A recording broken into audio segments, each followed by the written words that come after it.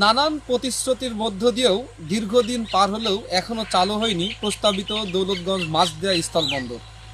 আমি যেখানে দাঁড়িয়ে আছি এটি চুয়াডাঙ্গা জেলার সীমান্তবর্তী এলাকা জীবননগর, যেটা প্রস্তাবিত দৌলতগঞ্জ মাছদিয়া স্থলবন্দর। আমি যদি আপনাদের দেখাই, আমার পিছনেই দেখছেন যে এটা কিন্তু সামনে কিন্তু বিজিবি পাহারা, সেখানে কিন্তু সাধারণ জনগণের প্রবেশ নিষেধ এবং তার পরবর্তী একটু দূরেই কিন্তু অবস্থিত ভারতীয় একেবারে সীমান্ত এলাকা, যেখানে এখানে ভারত এবং বাংলাদেশের একেবারেই মিশে যাওয়ার অবস্থা। তো এটা দৌলতগঞ্জ মাছদিয়া স্থল বন্দরটি 1954 সাল থেকে 1965 সাল পর্যন্ত শুল্ক স্টেশনে কার্যক্রম চালু ছিল। তবে 1965 সাল থেকে পাক ভারত যুদ্ধের সময় শুল্ক স্টেশনটি বন্ধ হয়ে যায়।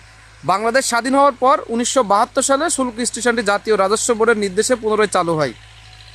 সর্বশেষ 2013 সালে 31 জুলাই দৌলতগঞ্জ মাছদিয়া পূর্ণাঙ্গ স্থলবন্দর ঘোষণা করে গেজেট প্রকাশ করে। সে সময় তৎকালীন যিনি মন্ত্রী ছিলেন শাহজাহান খান, নৌ পরিবহন মন্ত্রী শাহজাহান খান, তিনি কিন্তু এখানে আসেন এবং এই বন্দরটা পরিদর্শন করেন এবং এই বন্দরটা চালুর ব্যাপারে তিনি কিন্তু এই এলাকার মানুষ এবং যারা জনপ্রতিনিধি ছিল তাদেরকে কিন্তু আশ্বস্ত করেন। এখনো পর্যন্ত এই বন্দরটা চালু না হয় এলাকার মানুষ কিন্তু হতাশাগ্রস্ত হয়ে পড়েছে, কারণ এই বন্দরটা যদি চালু হয় তাহলে বাংলাদেশের অনেক কিন্তু রাজস্ব বাড়বে এবং এই এলাকার যে সমস্ত সাধারণ বেকার যুবক আছে তাদের কিন্তু একটা কর্মসংস্থান হবে, পাশাপাশি এই এলাকার উন্নয়ন হবে বলে আমাদেরকে জানিয়েছেন এই অঞ্চলের সাধারণ মানুষ।